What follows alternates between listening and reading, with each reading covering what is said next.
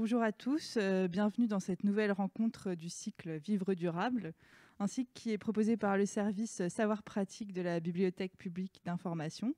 Ce soir, la rencontre est intitulée Voyager autrement. On va donc s'intéresser au tourisme durable. Nos deux intervenants sont Bernard Chéhoux et Sylvie Brunel. Et la rencontre sera animée par Aurélie Luneau, à qui je passe tout de suite la parole. Merci beaucoup, bonne rencontre. Merci Chloé, merci à Renaud Guis qui assure techniquement cette diffusion en live, sous forme numérique, en public. Et merci à vous tous d'être présents avec nous ce soir. Et je rappelle pour tous ceux qui voudraient poser des questions que vous pouvez le faire sur le post Facebook de la BPI. Et vos questions seront donc relayées. Nous les poserons directement à nos invités juste après la conférence. En tout cas, vraiment ravi d'être avec vous en direct pour cette conférence proposée par la BPI sur le thème donc voyager autrement, quel tourisme durable. Depuis déjà quelques temps, la planète en surchauffe pousse l'humanité à reconsidérer ses façons de vivre, de produire, de consommer. Et si la pandémie de Covid-19 a un temps laissé augurer un après plus durable, aux bonnes résolutions ne succèdent pas forcément les actions appropriées.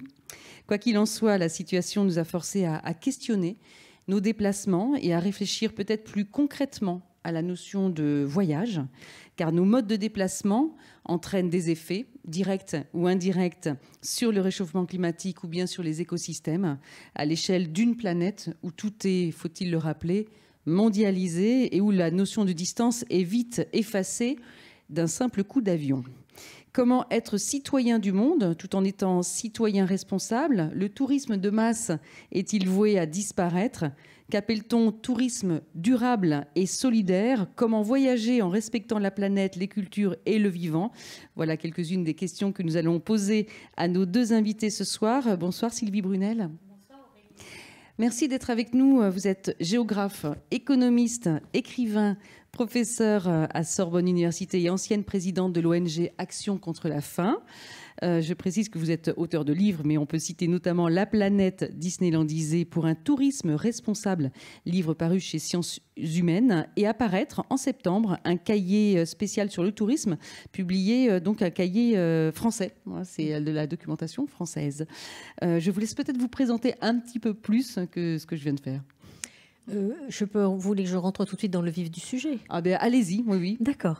Alors, ce qui est très intéressant dans la rencontre d'aujourd'hui, c'est comme vous le savez, le tourisme a longtemps été accusé, et il est toujours accusé. On dit qu'on est passé de l'usage du monde de Nicolas Bouvier à l'usure du monde, c'est-à-dire à tous les dégâts provoqués par ce tourisme qu'on qualifie de masse. Mais ce qui s'est passé depuis plus d'un an, c'est que le tourisme s'est arrêté dans un grand nombre de pays, y compris d'ailleurs la France, qui était la première terre d'accueil des touristes, avec 89 millions de visiteurs en 2019. Et du coup, je pense qu'il est intéressant d'avoir ce débat parce que ça nous amène à reconsidérer, à questionner notre relation au tourisme.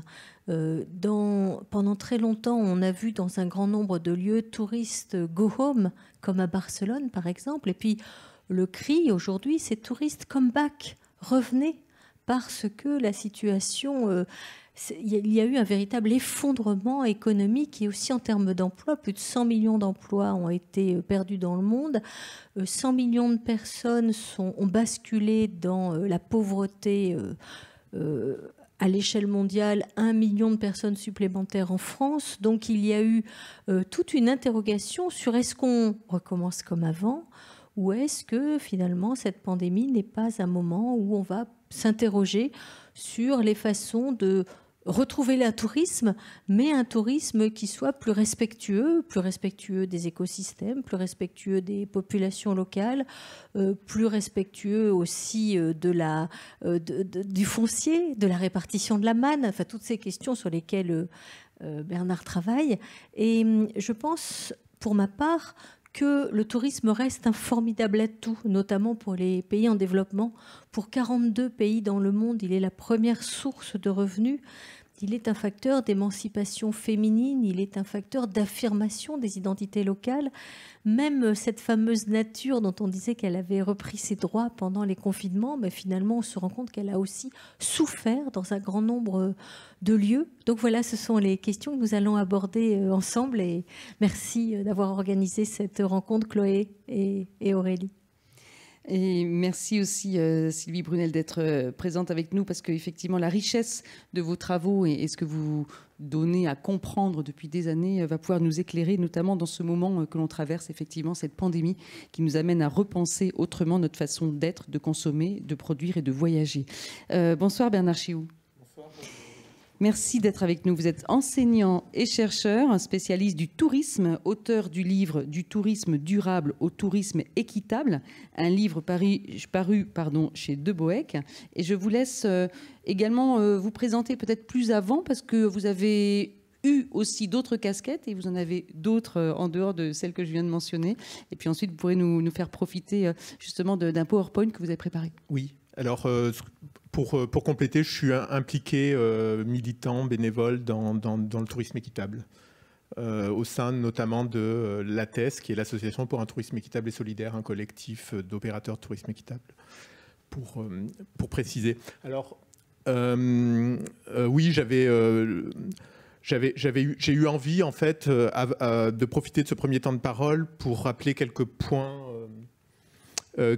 clés qui favorisent la prise de conscience de l'urgence à voyager autrement. Alors, je n'ai pas envie de plomber l'ambiance en ce jour de fête de musique et puis de relâchement de fin de confinement, mais bon. Alors, premier point dont j'ai eu envie de parler, c'est déjà de dire qu'on vit dans un monde fini. Donc là, je sors un petit peu du tourisme, hein, mais pour un contexte, hein, dont les ressources sont limitées et on n'a pas d'autre choix, finalement, que d'en tenir compte dans nos comportements. Donc, il y a un documentaire récent là, qui s'appelle « Notre planète a ses limites, l'alerte de la science », qui porte sur les différents points critiques pour la Terre que nous ne devons dépasser sous aucun prétexte, parce qu'après, il y a des irréversibilités qui se mettent en place. Et donc, dans le documentaire, les scientifiques, je ne vais pas vous lister tous ces points, mais ils identifient 9 points de non-retour. Et donc, ils disent qu'il y en a 4 qui sont déjà dépassés et 2 en passe de l'être. Donc, au-delà, on sera en position difficile. Et l'homme, il a quand même réussi ce tour de force en seulement quelques dizaines d'années sur, en gros, 200 000 ans d'existence si on remonte à l'apparition d'Homo sapiens. Donc, notre influence perturbatrice, elle est quand même telle qu'on parle, c'est en discussion, c'est-à-dire que ce n'est pas encore établi, mais on parle d'une nouvelle ère géologique qui s'appellerait l'Anthropocène, parce qu'on marque de manière indélébile les couches géologiques. Donc ça, c'est ce que j'ai voulu illustrer avec cette image. Ensuite, en ce qui concerne le changement climatique, donc je dirais qu'il est évident que les ambitions de limitation de l'accord de Paris, donc à moins de 2 degrés, 1,5 pour 2100, on n'arrivera pas à les tenir, on le sait aujourd'hui, hein. Et pour visualiser pleinement les conséquences, parce qu'on a du mal à se rendre compte que ce que ça veut dire le changement climatique, puisqu'on parle de 1 degré, de 2 degrés, on se dit c'est pas tant que ça. En fait, c'est une moyenne.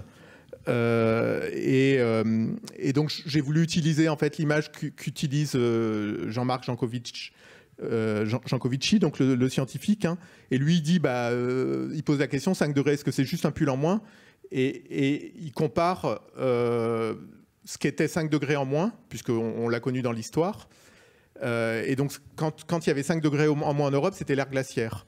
Donc, 5 degrés en plus en moyenne sur la Terre, hein, ça veut dire un monde invivable, chaotique. Et à ce moment-là, la question de se déplacer, de faire du tourisme, elle ne se posera même pas si on est à 5 degrés de plus. Et 5 degrés de plus, c'est la tendance actuelle, si on continue comme maintenant. C'est-à-dire si on ne prend pas de mesures sérieuses, c'est ce qui nous attend. On peut aussi se poser la question de la responsabilité du tourisme dans le changement climatique. Et là, l'ADEME, qui est donc l'agence française de la transition, elle vient de publier un bilan des gaz à émissions de serre du secteur du tourisme, hein, en France, en les répartissant par source d'émissions. Donc, ils ont calculé ça sur des données de 2018, donc c'est avant la pandémie. Et le total donc, du secteur du tourisme, c'est 118 millions de tonnes équivalent CO2. Donc on ne sait pas forcément on n'a pas forcément une idée de ce que ça peut représenter. Alors pour en avoir une meilleure idée, ce qu'on peut dire, c'est que c'est la même chose que les émissions sur un an de 11 millions de Français moyens, donc leur comportement moyen, ou la même chose que les émissions des populations cumulées d'Île-de-France, de Provence-Alpes-Côte d'Azur et de Bretagne. Alors les 3/4, on le voit sur le graphique, proviennent des déplacements et 40% de l'aérien, d'après ce bilan. Et puis ce qu'on peut dire aussi, qui est peut-être important à signaler, c'est que le tourisme pèse plus en France, donc le secteur, d'après ce bilan qui a été établi donc par l'ADEME, il pèse plus en émissions de gaz à effet de serre, 11%, qu'en poids dans le produit intérieur brut, qui est de 7,4%. Donc en résumant, on peut dire que sa nuisance climatique est supérieure à sa contribution au PIB. Alors, selon le GIEC, si on veut limiter la hausse à 1,5 degré en France, ça veut dire passer de 10,5 tonnes par personne à 3,7 tonnes en 2030. Donc la réduction, elle est énorme. Ça veut dire vraiment changer de comportement. Il y a un cabinet qui a essayé de simuler un petit peu ce que ça représenterait sur nos modes de vie. Alors je ne vais pas tout vous lister, c'est le cabinet qui s'appelle BL. Mais simplement pour les vols aériens, ça veut dire moins 72% des vols. Donc ça veut dire vraiment avoir des mesures, donc par exemple limiter très fortement les vols long courriers. Alors dans le point suivant, je voulais mettre l'accent sur le fait que nous sommes terrestres, nous sommes des êtres terrestres, on est obligé de faire avec la Terre, on est obligé de composer avec elle. C'est pas quelque chose dont on peut se séparer, elle fait partie de nous au même titre qu'on fait partie d'elle. Ce que je veux dire par là, en fait, c'est qu'il ne n'est pas possible de fuir dans l'espace pour aller y vivre. On peut avoir envie de croire dans ce que nous racontent Jeff Bezos ou Elon Musk, qui ont des projets assez fous de ce point de vue-là. Le premier, il envisage de construire des colonies spatiales de 1 million d'habitants. Pour eux, ce sont des projets sérieux. Et Elon Musk, il prévoit sur Mars de construire une ville de 1 million d'habitants également. Donc, alors, ce qu'on peut dire déjà, c'est que quand je dis que nous sommes terrestres, c'est que pour l'instant, on ne peut pas vivre d'un point de vue physiologique. C'est difficile de vivre dans l'espace. Les astronautes sont les premiers à en expérimenter les extrêmes difficultés. Et même si un jour c'est possible, comment ne pas voir que finalement c'est que la poursuite de l'imaginaire de transgression des limites, de démesures orgueilleuses, qui nous mène déjà actuellement à vitesse grand V vers la catastrophe écologique finale. Donc à propos de cet imaginaire, pour terminer, j'ai envie de partager avec vous 2 citations lues dans la presse il y a quelques mois, en avril. Donc la première, elle est de Serge Audier, qui enseigne la philosophie à la Sorbonne. Et donc, vous pouvez lire la citation. Il dit « Entrer dans une société écologique, c'est sortir de la folie de l'illimitation et de la domination. Ça suppose un choix de civilisation qui rompt avec l'imaginaire de la compétition, des classements et du fric. Cela implique également d'inventer de nouvelles formes de sociabilité. » Alors, c'est dans une interview au journal Le Monde que j'ai extrait cette citation. Et si vous lisez la totalité de l'interview, il considère, lui, que le moment est favorable pour remettre au goût du jour des valeurs comme l'interdépendance, la mutualisation et la coopération qui avaient particulièrement cours au niveau politique au XIXe siècle. Et puis l'autre, la deuxième et dernière citation avec laquelle je voulais terminer, toujours à propos de cet imaginaire, elle fait écho à la première, mais dans des mots complètement différents, puisqu'il s'agit du réalisateur et acteur Albert Dupontel. C'était pour justifier son absence en fait à la dernière remise des prix des Césars. Son film Adieu les cons y a été primé plusieurs fois. Et donc, pour justifier cette absence, il dit « Je dirais que géopolitiquement, être le meilleur, c'est quelque chose qui est en train de faire fondre la planète. Toutes ces multinationales, ces produits, ces hommes d'affaires qui veulent être les meilleurs. Le résultat, c'est que la banquise fond et on se chope des virus. Donc, ça serait bien d'arrêter d'être le meilleur et d'être juste soi-même. » Donc, ce qui est surligné, en fait, c'est moi qui l'ai mis. Ce n'était pas évidemment dans les citations. Alors, moi, je suis convaincu, comme Serge Audier, comme Albert Dupontel, que pour éviter la catastrophe écologique qui s'annonce, on n'a pas d'autre possibilité que d'essayer de nous désintoxiquer, c'est pas facile, hein, de l'imaginaire qui nous y précipite et qui repose, comme il le dit, sur la compétition, les classements, l'obsession de la croissance quantitative, l'avidité qui guide trop souvent les choix dans beaucoup de domaines et pour beaucoup d'acteurs, et que la solution, elle passe par la mise en avant de valeurs de solidarité, de coopération, par l'invention de nouvelles formes de sociabilité, par le fait d'essayer d'être juste soi-même, ce qui n'est pas facile. Et ça, vous pouvez me dire quel est le lien avec le tourisme. Moi, je dirais qu'en fait, hein, je trouve qu'on a là des clés pertinentes pour orienter le tourisme dans un sens plus éthique, arrêter de courir pour être le meilleur, pour avoir encore plus, et plutôt miser sur la production de richesse sociale grâce à de nouvelles formes de sociabilité, être juste soi-même. Tout ça, donc, c'est un petit peu viser un triple équilibre, hein, un équilibre intérieur, un équilibre dans ses relations avec les autres et aussi dans sa relation avec l'environnement. Voilà. Merci pour ce premier temps de parole. J'espère que je n'ai pas été trop long. Non, mais justement, je rebondis sur votre temps de parole, Bernard Chéhoux, et je me tourne vers Sylvie Brunel parce qu'on peut se poser la question, est-ce que véritablement le tourisme de masse est voué à disparaître? Il faut quand même rappeler que ce tourisme de masse, c'est un phénomène inséparable du développement et des offres low cost, mais aussi de la démocratisation du tourisme. Donc c'est aussi la possibilité donnée à des classes sociales d'aller vers l'ailleurs et de se sentir exister par le voyage. Hein, se déplacer, pour beaucoup, c'est être au monde. Alors, est-ce que c'est une réalité ou un mirage? Je sais que Bernard Chéhoux aura des choses à nous dire. Mais Sylvie Brunel, voilà, est-ce qu'on peut imaginer facilement rompre avec ce tourisme de masse? Et est-ce une solution imparable, ou est-ce que c'est une des solutions? Alors, nous occidentaux, ayant fait le gros des flux touristiques pendant très longtemps, nous sommes aujourd'hui en train de nous interroger sur le tourisme à portée de main, la micro-aventure, les mobilités douces, le fait de redécouvrir son univers familier. Et d'ailleurs, en France, il y a énormément aujourd'hui de destinations qui sont en train de réfléchir pour à la fois continuer à susciter la fréquentation, mais la faire différemment, en lissant l'offre sur l'année, en permettant des moyens d'arpenter le monde sans utiliser des méthodes lourdes, des méthodes destructrices, en faisant signer des chartes. Alors, nous sommes effectivement engagés aujourd'hui dans un très grand processus de réflexion. Mais il ne faut pas oublier quand même que le tourisme, au départ, était une activité réservée à une élite. C'était le grand tour des aristocrates anglais, qu'elle va se démocratiser, bien sûr, d'abord en Occident avec l'avènement des congés payés en 1936. Le dimanche, il n'existait pas jusqu'en 1908, c'était pas férié. Et puis progressivement, il va accompagner ce qu'on appelle la moyennisation du monde, c'est-à-dire le fait que les populations pauvres quittent le sous-développement pour entrer dans les classes moyennes. Et c'est ce tourisme-là aujourd'hui qui augmente extrêmement rapidement. C'est pour ça qu'on aurait dû avoir 1,6 milliard de touristes en 2020 s'il n'y avait pas eu la pandémie. Et ces touristes-là, ce sont des gens qui aspirent à une mobilité choisie, à une mobilité pacifique.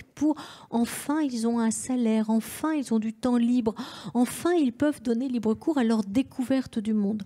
Donc, leur dire, non, vous êtes un tourisme de masse et vous êtes en train de détruire la planète, donc niet, je ne pense pas que ce soit la bonne réponse. Ce n'est pas la bonne réponse parce que si l'on regarde par exemple la France, donc première terre d'accueil du tourisme au monde avec 89 millions de personnes, on n'a pas ces phénomènes de massification, de destruction des écosystèmes parce que justement la France s'interroge sur la régulation des flux. Donc la réflexion qui est menée aujourd'hui, c'est comment essayer d'accompagner cette émergence des classes moyennes pour qu'il n'y ait pas 95% de personnes dans 5% des lieux de la Terre et ces lieux qui croulent sous une surfréquentation. Et ce qu'on observe, c'est des phénomènes à la fois dissémination, de diffusion, c'est-à-dire essayer de partir de ces îlots qui sont des îlots concentrationnaires pour inciter les touristes à faire autre chose que la Tour Eiffel, que Disneyland, je pense par exemple aux touristes chinois, les inciter à découvrir d'autres lieux, sachant que ce mouvement de dépenses pour la consommation de loisirs, c'est aussi un mouvement qui a... Et Bernard a eu raison, bien sûr, de parler des effets négatifs, mais il faut aussi dire que cela représente 10% des emplois mondiaux, que 2/3 des emplois touristiques sont assurés par des femmes, et c'est souvent pour elles un facteur d'émancipation, que c'est un facteur aussi de reconnaissance de sa culture, parce que souvent les lieux sont détruits tant que le touriste ne s'y intéresse pas. Je vais vous donner un exemple. Uluru, le rocher rouge des aborigènes au cœur de l'Australie. Uluru n'intéressait personne jusqu'au moment où le regard touristique a découvert la culture aborigène. Et aujourd'hui, vous savez qu'il est interdit de grimper sur Uluru, c'est-à-dire que la valeur sacrée de Uluru, Liars Rock, a été reconnue. C'est-à-dire que je pense qu'il ne faut pas se dire on va interdire le tourisme, parce qu'on ne va pas interdire le développement et l'envie de connaître le monde, mais on doit, que ce soit dans l'aviation, aujourd'hui l'aviation s'interroge sur des modes de fonctionnement qui ne soient pas facteurs d'émissions de gaz à effet de serre, sur d'autres avions. Moi, je ne suis pas convaincue que nous soyons dans un monde fini, parce qu'en géographie, on dit... Les ressources ne sont pas, elles deviennent. C'est-à-dire qu'une ressource est toujours virtuelle tant qu'on n'a pas le moyen de la mettre en valeur. Les déchets peuvent devenir des ressources. Et donc, je pense qu'il faut au contraire se retrousser les manches pour se dire partout, OK, il y a un problème, on ne peut pas le nier. Quelle réponse on apporte? C'est le tourisme équitable, c'est le tourisme solidaire, c'est le tourisme responsable. Et même les très grosses entreprises, comme le Club Méditerranée, qui a été le premier à mettre en place une centrale d'épuration des eaux à l'île Maurice en 1973, même ce grand voyagiste, ou surtout ce grand voyagiste qui est Voyageurs du Monde en France, toutes ces institutions aujourd'hui, eh bien, elles s'interrogent justement pour que cette activité soit perçue d'abord comme positive, c'est-à-dire finalement ce bonheur de rompre avec le temps de travail, ce bonheur d'avoir un temps de vacances, un temps où souvent d'ailleurs on le consacre aussi à la culture, parce que c'est pendant qu'on est en vacances qu'on se rend à la découverte des autres cultures et des autres civilisations. Eh bien, comment faire que ce temps soit positif pour la planète et non pas négatif? Et oui, parce que c'est quand même toute cette question, c'est de se dire qu'aujourd'hui, il n'est plus temps d'attendre, que beaucoup demandent une politique à grands pas et non plus la politique des petits pas, parce qu'on est face à l'urgence climatique. Le réchauffement, lui, est en cours. Il faut quand même réagir. Et c'est vrai, Sylvie Brunel, comme vous dites, il y a des réflexions sur l'avion de demain, mais l'avion solaire ou l'avion à hydrogène, ce n'est pas pour demain ou tout de suite. Donc, ça pose la question, effectivement, de qu'est-ce qu'on fait ? Comment on voyage? Et autrement, ça veut dire quoi? Bernard Chéhoux, c'est quoi quand on parle d'un tourisme durable et solidaire, d'un tourisme éco-responsable et social? Parce qu'on a compris qu'il fallait que tout soit lié. Comment on fait aujourd'hui, demain, en attendant justement peut-être d'autres moyens de voyager? On n'a pas parlé des bateaux, mais les bateaux posent aussi un énorme problème en matière de pollution et de gaz à effet de serre aussi. Oui, mais alors, excusez-moi, pardon, juste Bernard, une seconde. Oui. Cette année, les trophées du tourisme durable ont été accordés à Ponant, qui est en train de se débarrasser du fioul lourd sur ses bateaux. Vous voyez, qui essaie de mettre en place une politique. Oui, alors après, c'est un tourisme très haut de gamme, c'est extrêmement cher. Donc, il faut faire très attention à ce qu'on ne verse pas dans l'élitisme. Il ne faut pas oublier que le touriste, c'est toujours nous d'ailleurs, on est toujours le touriste de quelqu'un, mais c'est aussi l'expression de la démocratisation du monde. Bernard Chéhoux, allez-y. Donc, alors, la question, c'est qu'est-ce que serait un tourisme durable, un tourisme solidaire? Alors, on a des expressions qui sont différentes. Tourisme solidaire, si je dois parler du tourisme solidaire, on a quelque chose qui est très proche de ce qu'est le tourisme équitable, qu'il est difficile de distinguer. Tourisme solidaire, il y a beaucoup de confusion, donc peut-être que pour éviter ces confusions-là, il faut préciser que ce n'est pas du tourisme humanitaire, ce n'est pas des chantiers, des confusions qu'on va retrouver dans la presse ou dans le public. C'est vraiment du tourisme, c'est des gens qui partent en vacances, ils ne partent pas pour travailler. La solidarité, elle va s'exprimer par le choix de l'opérateur, de l'association de tourisme, comme des membres de la TES ou d'autres, qui ne sont pas forcément dans ce collectif. Donc, en général, il y a une solidarité parce qu'il y a le financement éventuellement de projets de développement dans la destination. C'est un tourisme qui repose sur la rencontre, qui est fait en petits groupes. Voilà ce qu'on peut dire comme ça rapidement. Est-ce que c'est une solution ? Je pense que c'est compliqué de diaboliser le tourisme de masse. Sylvie a bien montré dans son intervention. Je pense qu'il est difficile d'avoir une approche manichéenne et d'essentialiser les formes de tourisme et de dire le tourisme de masse, il est forcément négatif et un tourisme solidaire ou équitable, il est forcément positif.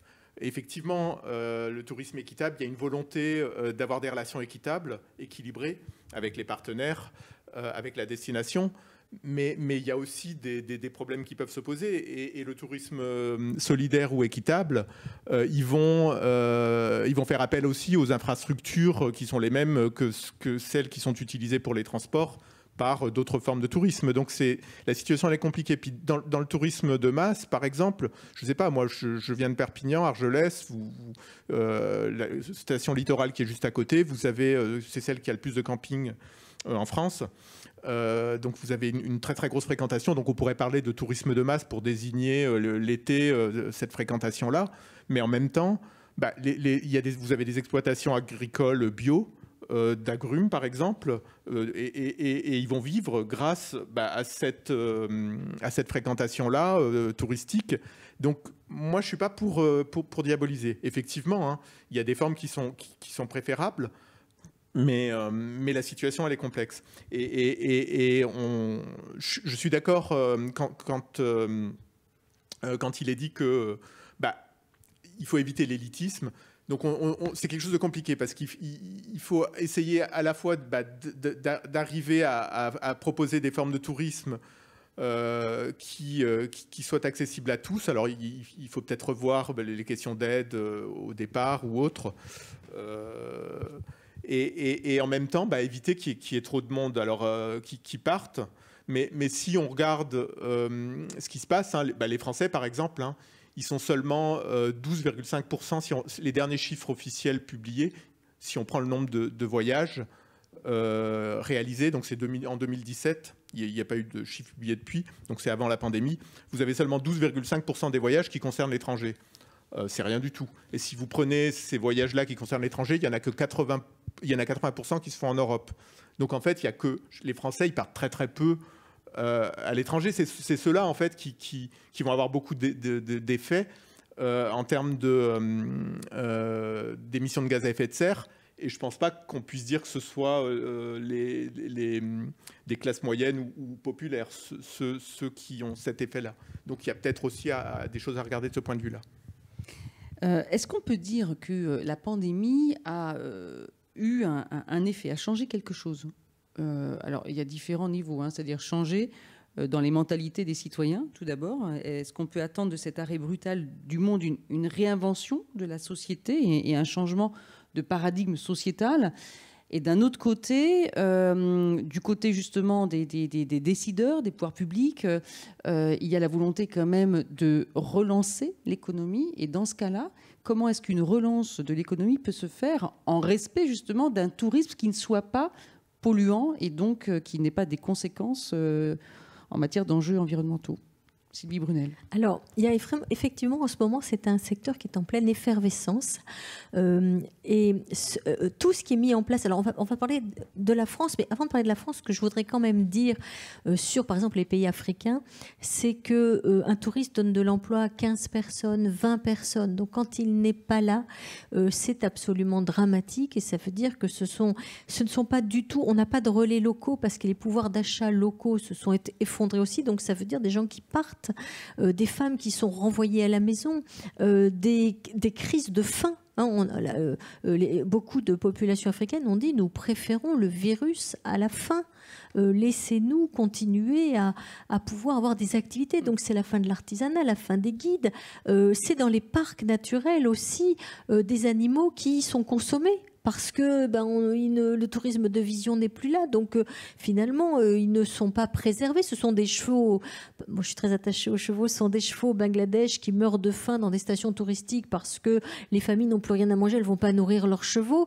Ce sont aussi des animaux qui étaient nourris par les touristes et qui deviennent agressifs. Même les écureuils de Central Park sont devenus agressifs. Donc, vous voyez... C'est la raison pour laquelle vous dites que finalement, durant la pandémie, on a dit la nature reprend ses droits. Oui. Vous dites finalement la nature a aussi souffert aussi.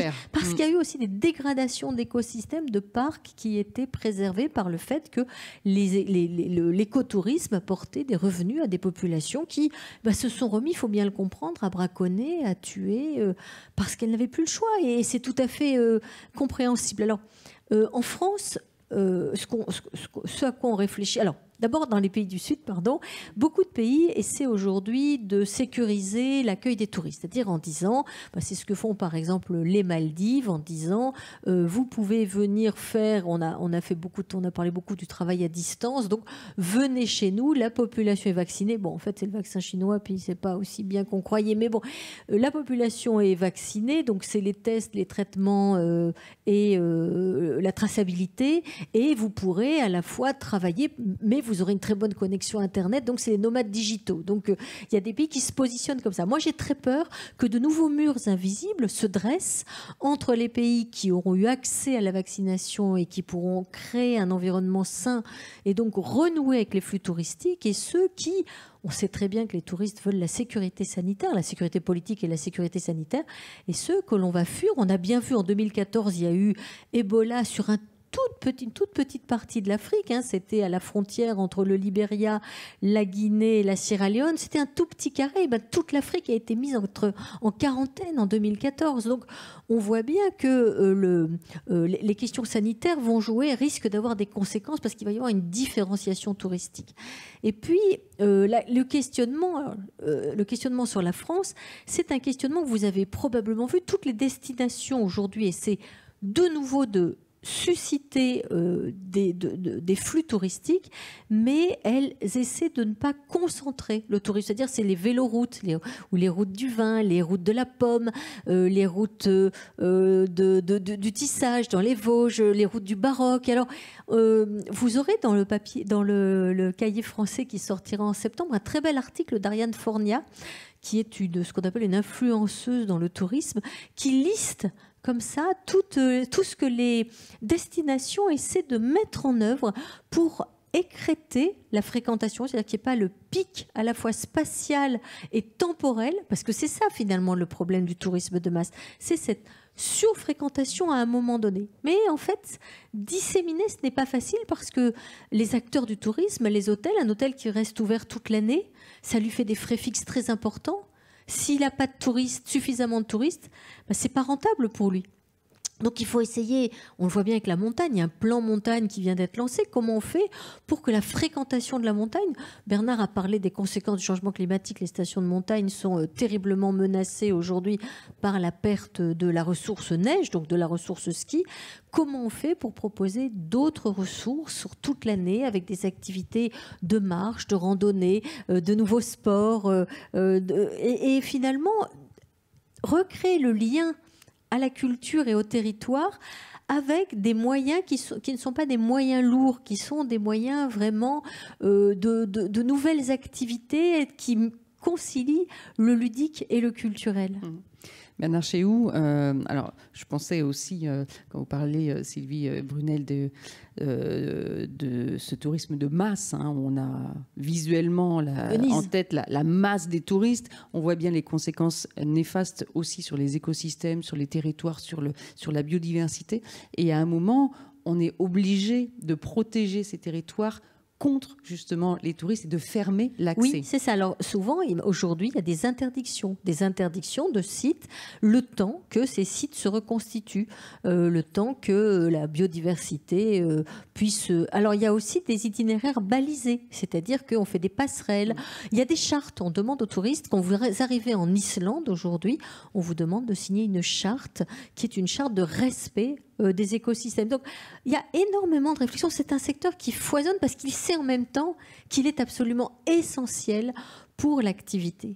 il est essentiel. Bernard Chéhout, donc ça veut dire qu'il faut garder du tourisme, mais autrement, et l'encadrer autrement. On a quand même le sentiment que finalement, ça risque de passer par la prise de conscience aussi des citoyens. On a vu des initiatives comme le phénomène Fly Scam en Suède, hein, le fly shaming, c'est la honte de prendre l'avion, par exemple. Est-ce que ça passera plus facilement par les citoyens qui, eux, ont la main peut-être pour décider de voyager autrement et de rentrer dans un tourisme autre, plus que par des décideurs?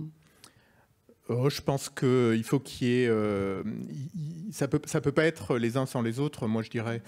Mais ce que j'ai envie de dire quand même par rapport à la situation actuelle et par rapport à ce qu'a pu décrire Sylvie avant de répondre à la question, c'est que je pense que ça milite en fait pour une préparation de la transition. C'est-à-dire on voit bien la dépendance au tourisme et les difficultés dans lesquelles ça peut placer tout un tas de populations, en Afrique ou ailleurs, ceux qui travaillent, quand il y a un arrêt brutal. Et c'est pour ça qu'il faut justement s'y préparer. C'est rien d'autre que ce que disent les collapsologues en disant qu'on ne peut pas attendre la catastrophe, il faut se préparer à cette catastrophe en prenant le temps, en y réfléchissant. Et là, du coup, les citoyens peuvent jouer un rôle. On l'a vu avec... je trouve que de ce point de vue-là, la convention citoyenne organisée par le gouvernement, elle a été intéressante. Elle a montré que des citoyens tirés au sort, lorsqu'ils étaient bien informés, encadrés, pouvaient prendre des décisions relativement équilibrées et ambitieuses. Donc même si elles n'ont pas toutes été reprises, je trouve que c'est une expérience qui est intéressante. Mais après, on voit aussi que s'il n'y a pas les pouvoirs publics, il manquera quelque chose aussi. S'il n'y a pas de régulation, il manquera quelque chose aussi. Donc moi, je pense que ce qu'on peut retenir de la pandémie, c'est justement un arrêt brutal. Quand on a un système en fonctionnement, si on a un arrêt brutal, il y a forcément des problèmes économiques qui en découlent. Il y a des problèmes d'effondrement. Et du coup, c'est pour ça justement qu'il faut se préparer vers des activités avec moins d'impact de CO2 en termes de CO2, choisir d'autres activités. Alors sur les stations de ski, pour rebondir par rapport à ce qu'a pu dire Sylvie, il y a un exemple, c'est une station qui s'appelle Métabief. Ils se sont réunis, ils ont décidé collectivement. Donc là, on a aussi un exemple intéressant de co-décision, co-construction d'un avenir. Ils n'ont pas décidé d'arrêter le ski de piste tout de suite, mais ils se sont dit à terme, on n'aura plus de neige, et du coup, il faut qu'on prenne notre avenir en main et qu'on choisisse d'autres activités, qu'on fasse autre chose, alors que la plupart du temps, ils sont dans la poursuite, pris avec des emprunts à rembourser, donc ils sont pris un petit peu dans un cercle vicieux. Donc ça veut dire que c'est aussi un changement total de mentalité. C'est lutter contre la banalisation du voyager au bout du monde.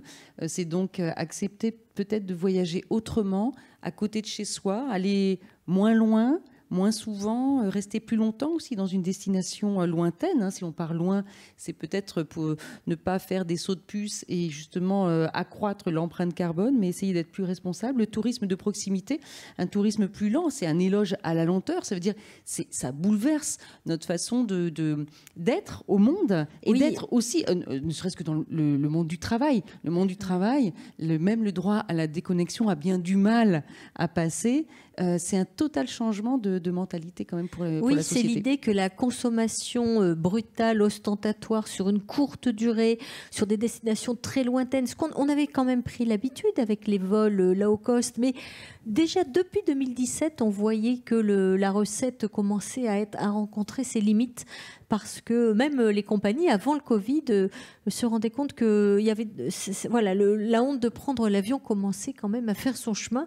Mais c'est certain que cette idée qu'on peut, l'espace d'un week-end, parcourir la planète, déjà devient plus compliquée.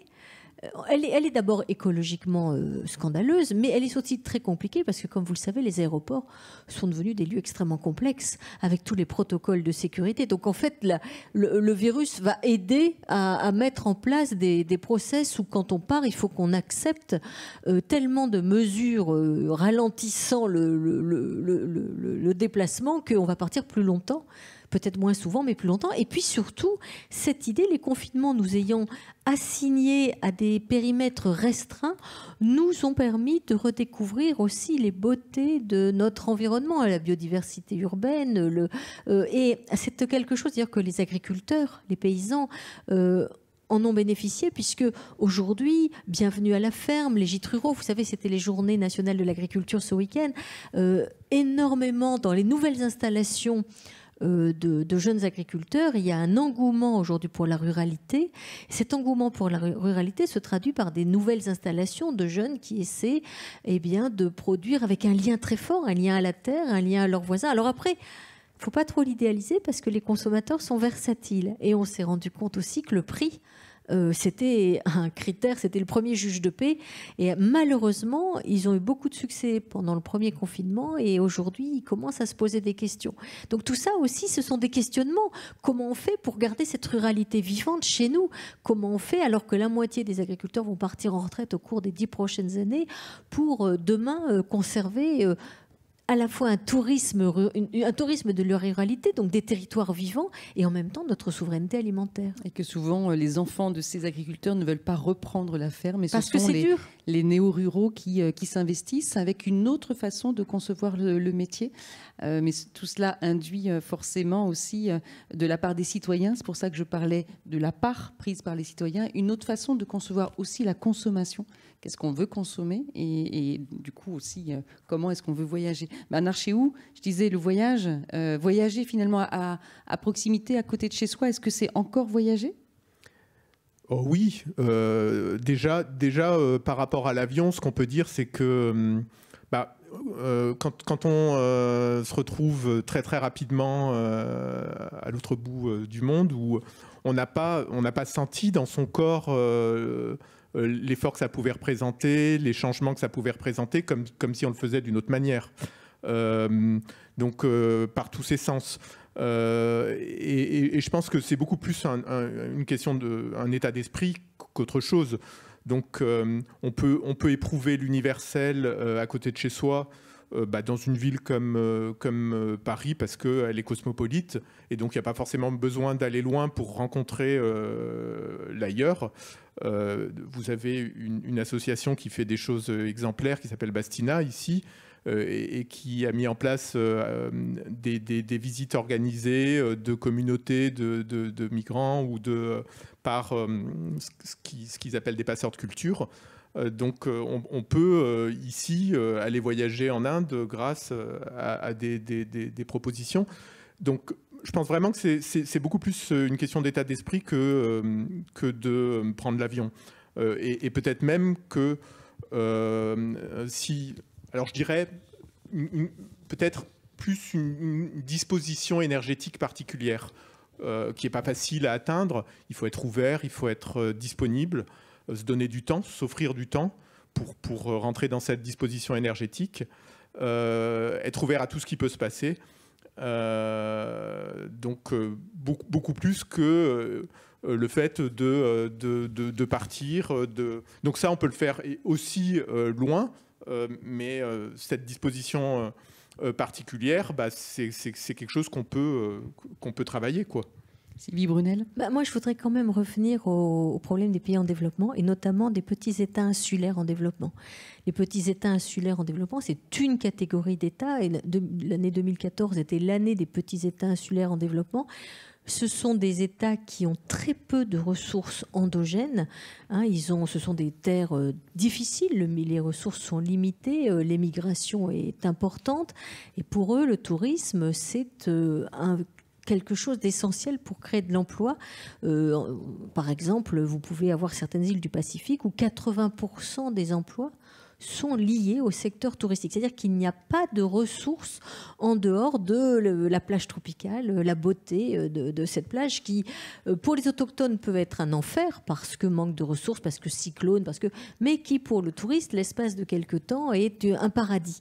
Et le problème aujourd'hui de ces États, qui sont nombreux dans le monde, il y en a plus d'une quarantaine, c'est que la honte de prendre l'avion, la montée en puissance des préoccupations écologiques, écologique, tout à fait légitime, eh bien, conduit à leur désaffection, parce qu'on va choisir des pôles qui sont près des pôles émetteurs. Donc, par exemple, il va y avoir des concurrences entre les Antilles et le Pacifique.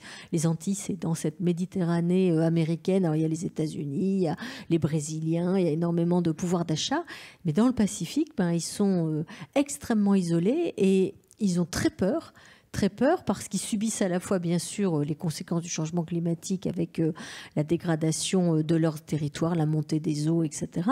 Mais en plus, ils se demandent ce que seront demain leur souveraineté étatique s'ils doivent quitter leur territoire, parce que, bien sûr, leur territoire à la fois est dégradé par la montée des eaux, mais aussi parce que plus personne ne vient pour leur apporter des revenus, puis aussi des constructions leur permettant de se protéger, parce que quand vous avez 2 mètres maximum d'altitude sur un atoll, il faut penser, il faut aussi anticiper comment on fait demain pour vivre sur ces atolls. Alors, vous voyez, cette question de dire on va juste privilégier le paysage familier, il ne faut pas passer par perte et profit des millions de personnes pour lesquelles la ressource touristique, c'est un moyen à la fois de développement, de reconnaissance de leur identité, de leurs valeurs, mais aussi de préservation de leurs plages. Parce que comment on fait quand on n'a pas de revenus pour maintenir les plages, pour replanter, pour préserver la biodiversité? Vous regardez les Seychelles, par exemple, ils ont une politique écologique extrêmement avancée, à mon avis même un tout petit peu trop avancée, parce qu'ils éliminent férocement ce qui se considère être les espèces invasives. Vous savez, ça dépend où on met le curseur, mais le perroquet rouge de Madagascar détruit au nom du perroquet gris des Seychelles, ça fait un peu mal au cœur quand même. Mais voilà, enfin bref, ce sont vraiment des réflexions qui font qu'on ne peut pas dire juste on va bannir le tourisme de haute distance, parce qu'on a besoin aussi de la diversité du monde. Et les îles, on a besoin des îles. On en a besoin pour des raisons géopolitiques, bien sûr, mais on en a aussi besoin pour des raisons pour notre imaginaire.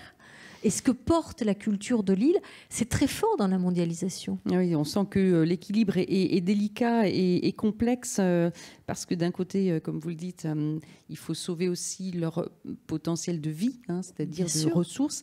Mais d'un autre côté, ces États insulaires du Pacifique notamment sont effectivement sous cette épée de Damoclès de la montée des eaux.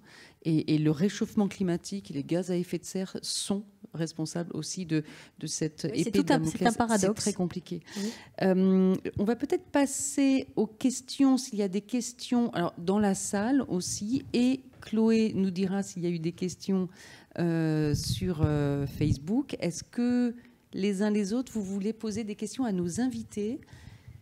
Alors pour l'instant, je n'ai pas de questions sur Facebook, donc n'hésitez pas.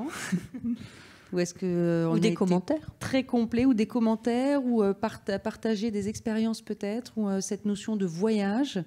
Est-ce que la pandémie que le monde a subie vous a fait réfléchir aussi, ou, voilà, vous pouvez un partage d'expérience, non? En attendant, peut-être, en tout cas, si vous avez... Ah, là, je vois qu'il y a une main qui se lève, n'hésitez pas.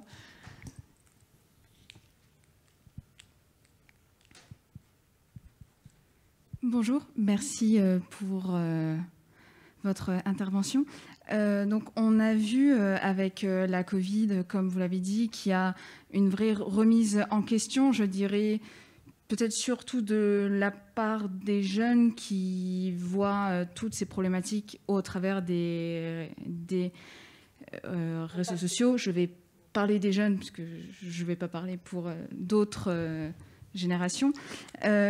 Est-ce que, donc, on a bien compris qu'il y avait la question de changement de mentalité, mais on voit aussi que dès qu'on a la possibilité de repartir en vacances et de voyager, beaucoup de personnes, jeunes, moins jeunes, n'hésitent pas à reprendre l'avion, le bateau, etc., pour aller à Dubaï, qui a été une destination très prisée, même pendant les confinements. Est-ce que pour appuyer ce changement de mentalité, le gouvernement a un rôle à jouer, ou est-ce que, au contraire, alors je parle en France, ou au contraire, il n'aura finalement que peu d'impact et ça doit venir d'autres acteurs, peut-être plus proches des acteurs municipaux, des acteurs régionaux? Merci. Qui veut répondre? Bernard Chéhoux, allez-y. Et l'un et l'autre, oui. Engagé dans quoi? Dans la thèse. Ah, mais la question là, c'était. Oui. Je ne l'ai pas lié à la thèse, moi, mais bon. Mais vous pourrez le faire. Oui. Moi, ce que j'ai envie de dire, c'est que. Effectivement, le diagnostic qui est formulé, il est bon. C'est-à-dire qu'en fait, il y a beaucoup plus de chances qu'on revienne comme avant.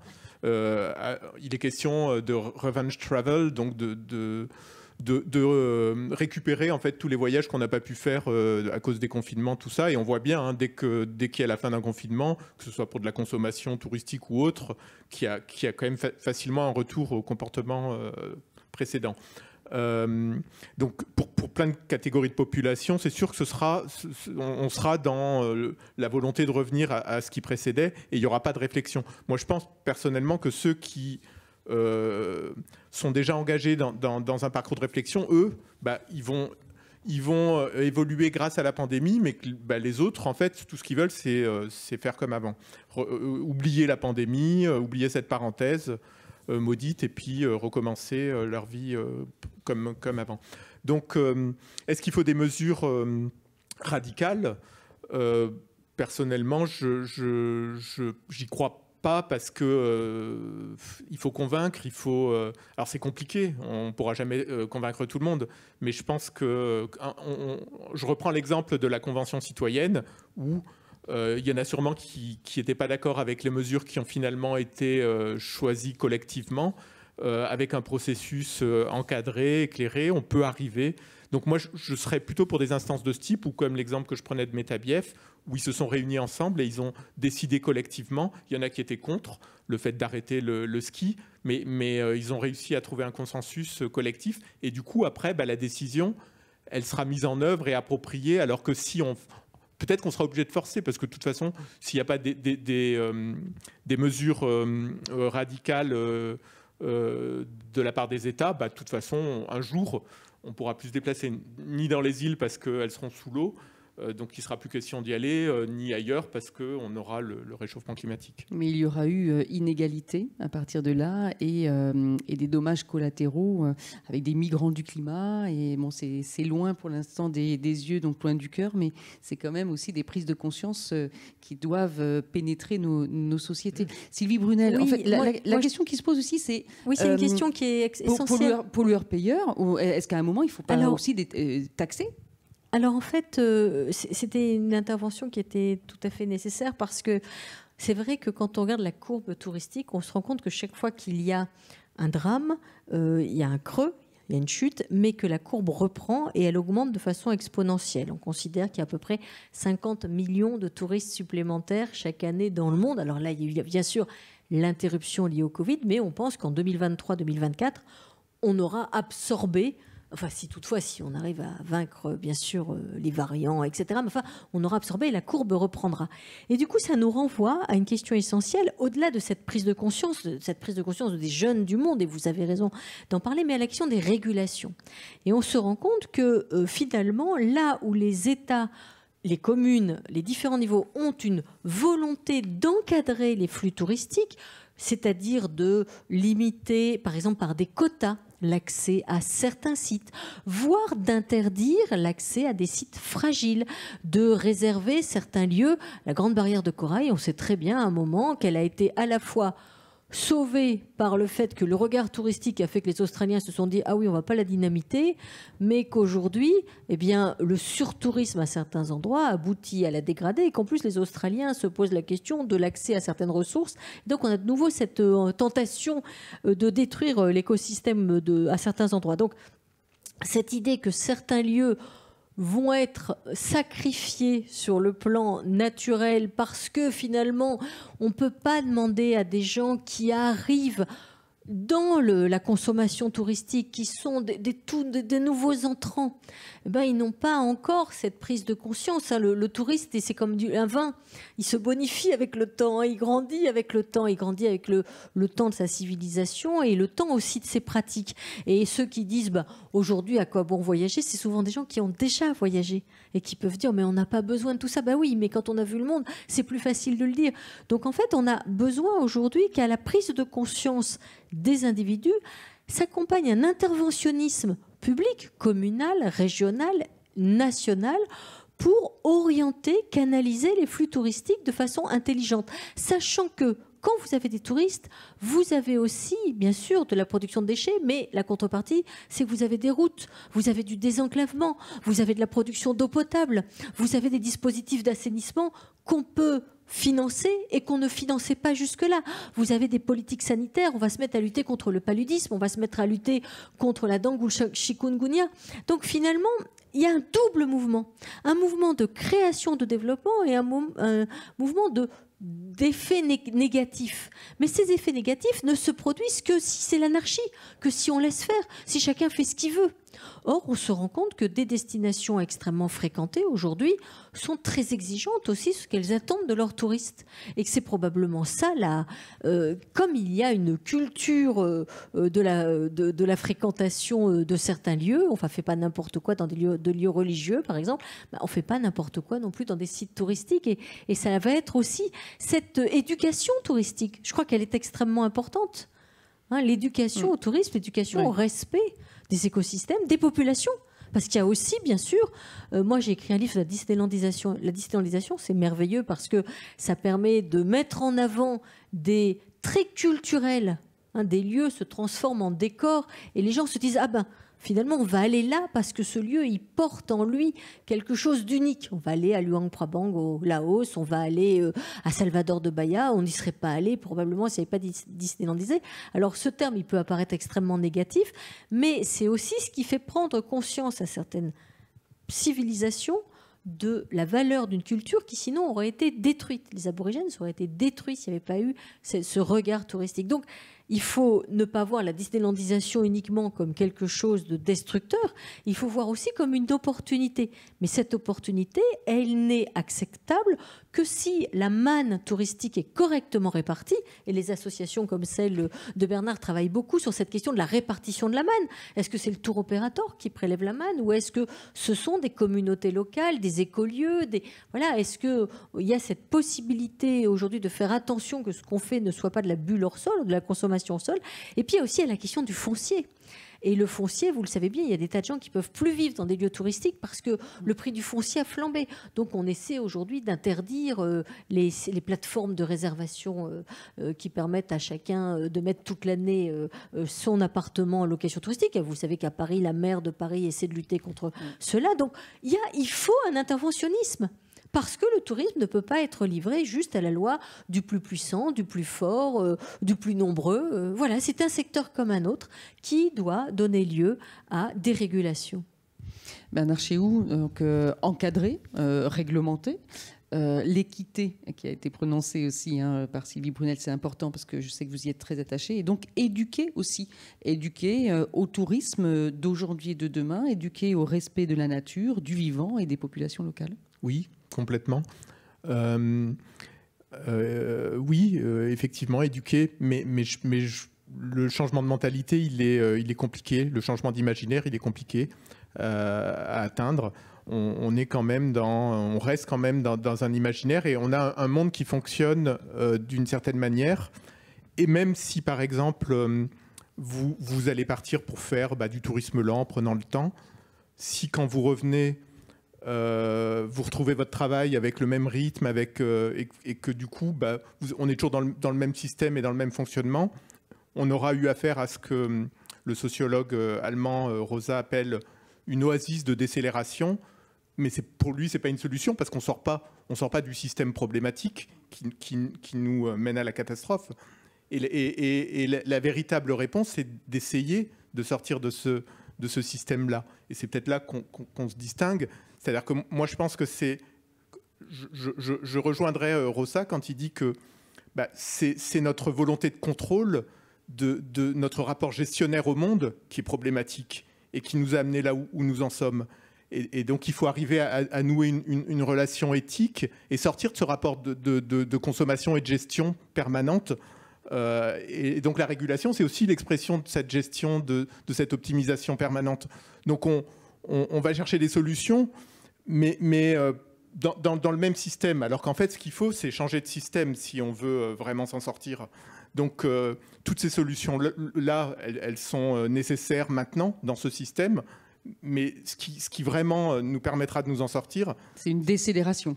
C'est une décélération. Tout en gardant une société... Une décélération. Et de le préparer, parce que sinon, si on ne le prépare pas, on va se retrouver avec des choses qu'on n'aura pas choisies, qu'on n'aura pas décidées, qui nous seront imposées, un chaos mondial qui est décrit, pas seulement par des écologistes, des uluberlus, mais par des structures aussi sérieuses que l'armée américaine, qui fait de la prospective sur ce qui peut se passer du fait du réchauffement climatique. Voilà. Une décélération, mais qui va aussi avec une société pour aujourd'hui et demain qui fasse rêver et qui soit appelée par le désir aussi je dis ça parce que souvent les mots décroissance, décélération, ça a un côté punitif. Il faut, pour aboutir à un changement, donner encore du rêve, c'est-à-dire donner l'envie d'accéder à ce genre de société aussi pour demain. Oui, mais est-ce que ça fait rêver de ne pas être capable d'être parce qu'on est interrompu sans cesse, parce qu'on n'a pas le temps, parce que, je ne sais pas moi, si c'est la société dont on veut, si c'est cette société où on n'a plus un moment. Et une décélération qui peut s'imaginer dans des pays déjà ultra développés, mais difficile à demander dans des pays qui veulent juste accéder au nécessaire, au moins pour une vie normale. Évidemment. C'est la part à prendre entre les pays du Nord et les pays du Sud, certainement, Sylvie Brunel. Oui, et il ne faut pas oublier qu'1 milliard de personnes vivent dans l'extrême pauvreté, qu'ils n'ont pas accès à l'eau potable, qu'ils n'ont pas accès à une alimentation correcte, qu'ils meurent de maladies qui pourraient être aisément évitées, et que l'intérêt que leur portent les touristes permettent de financer des activités créatrices de revenus, permettent aux femmes d'avoir d'autres activités que d'être enfermées dans la sphère domestique. Elles leur permettent de s'émanciper. Et cette envie aussi, quand quelqu'un quitte la pauvreté, de ne plus être dans la mobilité, dans la pénibilité, mais d'être dans une mobilité choisie, une mobilité pacifique, l'envie de découvrir l'ailleurs, l'envie de faire une rupture avec un temps qui est consacré tout le temps au travail, l'envie de la détente, l'envie de... c'est très important, ça fait partie de notre civilisation humaine, et donc je pense que le tourisme... Ce terme est souvent péjoratif, mais le tourisme, c'est aussi la culture du beau et de l'émerveillement. Mais c'est ce tourisme autrement, Bernard Chéhoux, je vous sens inquiet, mais ce tourisme autrement, bien sûr. Et en tout cas, ça rejoint aussi la demande des pays du Sud vers les pays du Nord, qui demandent quand même, ces pays du Sud, à ce que les pays du Nord prennent grandement leur part dans cette lutte contre le réchauffement climatique. Ce n'est pas pour rien, il ne faut pas l'oublier. Est-ce qu'il y a une question dans la salle, peut-être, parce qu'on va arriver au terme de la rencontre ?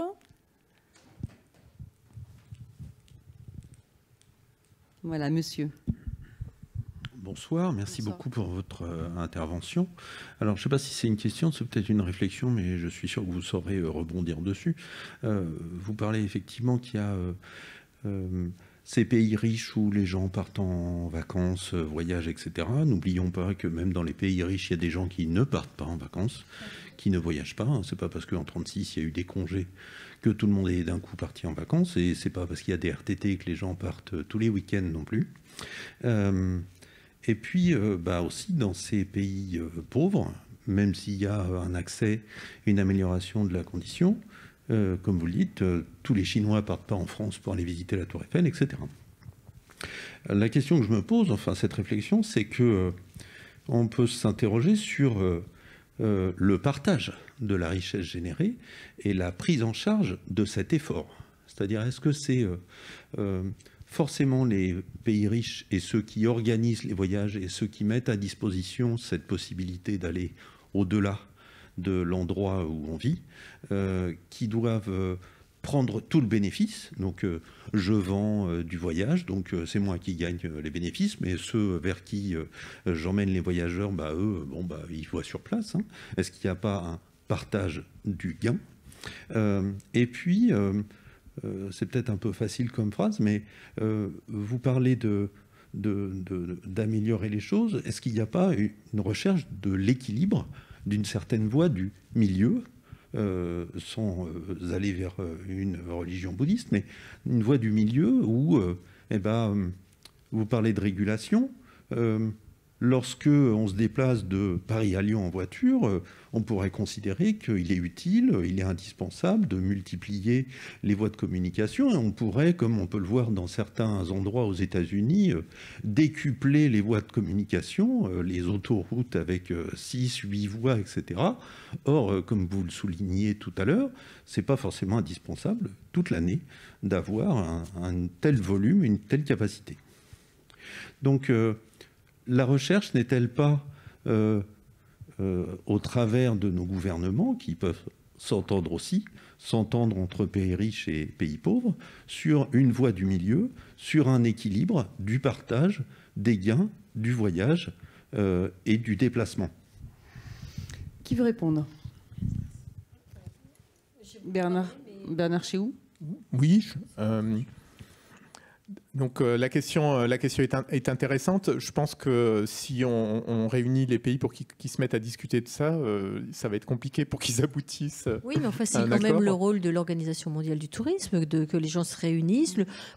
Oui. Et finalement, ce que vous dites, c'est très juste. D'abord, de se souvenir qu'en France, il y a encore, c'est le rôle du secours populaire, du secours catholique, d'essayer de faire que des familles qui ne partent toujours pas en vacances puissent le faire. Et alors justement, leur donner accès à ces enfants aux plages, à la campagne, etc. Donc cette notion de juste milieu, d'équité, le tourisme équitable, on en a parlé, le tourisme équitable, c'est de faire en sorte que la manne soit répartie sur toute la chaîne de façon équitable, de façon partagée, pour que même celui qui finalement, qui n'est pas un consommateur et un récepteur, c'est-à-dire que celui qui est sur place et qui finalement voit arriver le tourisme, eh bien, il y ait un lien, il y ait un échange, et que cet échange, il grandisse les deux partenaires. Et d'ailleurs, on a beaucoup aujourd'hui de ce qu'on appelle du tourisme participatif. C'est-à-dire l'idée, c'est qu'on va essayer de comprendre comment les gens vivent, on va essayer de partager leur quotidien. Ce sont des formes de tourisme qui se développent, qui restent encore minoritaires, parce qu'elles demandent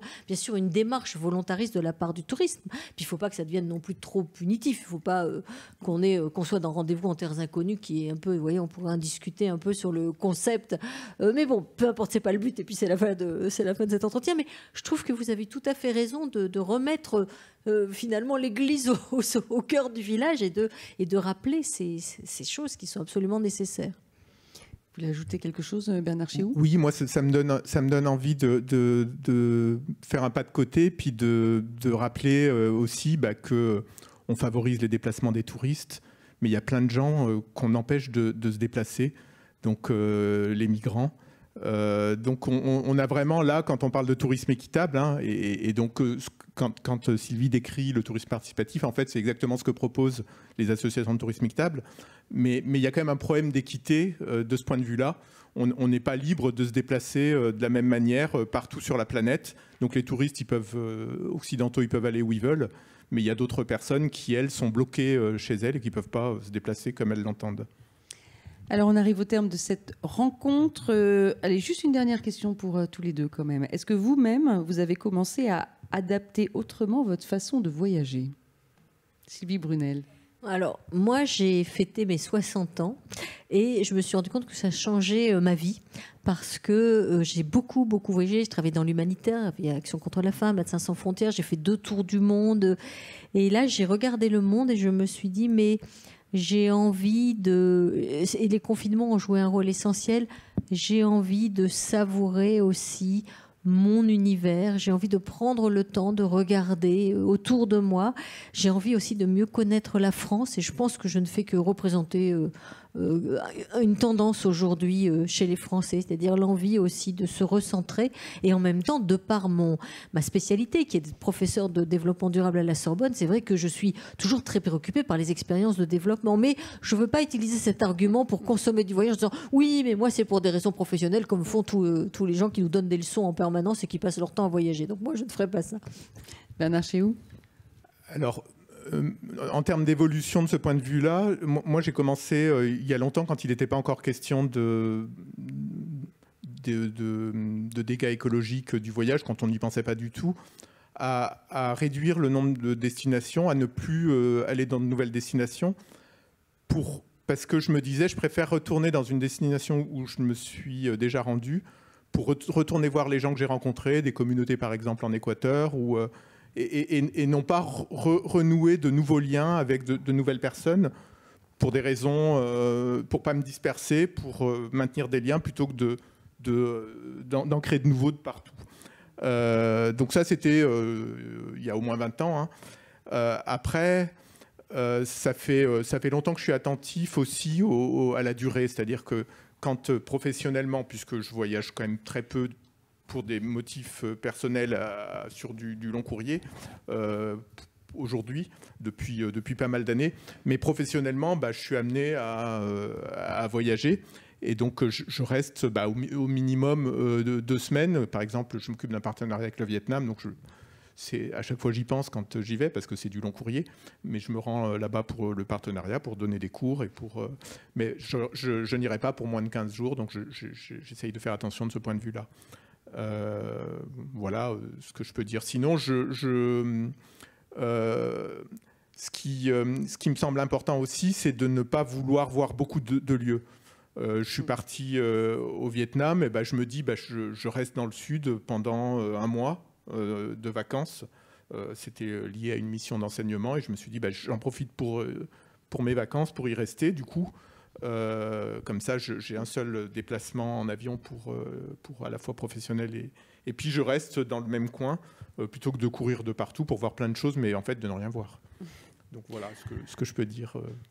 Merci à tous les deux. Je rappelle le titre de vos livres. Sylvie Brunel, La planète disneylandisée pour un tourisme responsable. Donc c'est paru chez Sciences Humaines et à paraître, je le rappelle également, en septembre, un numéro des cahiers français sur le tourisme. Et Bernard Chéhoux, on peut conseiller votre livre Du tourisme durable au tourisme équitable, paru chez De Boeck. Et donc je rappelle aussi à tous que vous pouvez retrouver ce cycle de conférences sur le site de la BPI et sur la page Facebook. Merci à tous ceux qui étaient présents dans la salle et tous ceux qui étaient derrière leurs écrans. Merci beaucoup. Merci.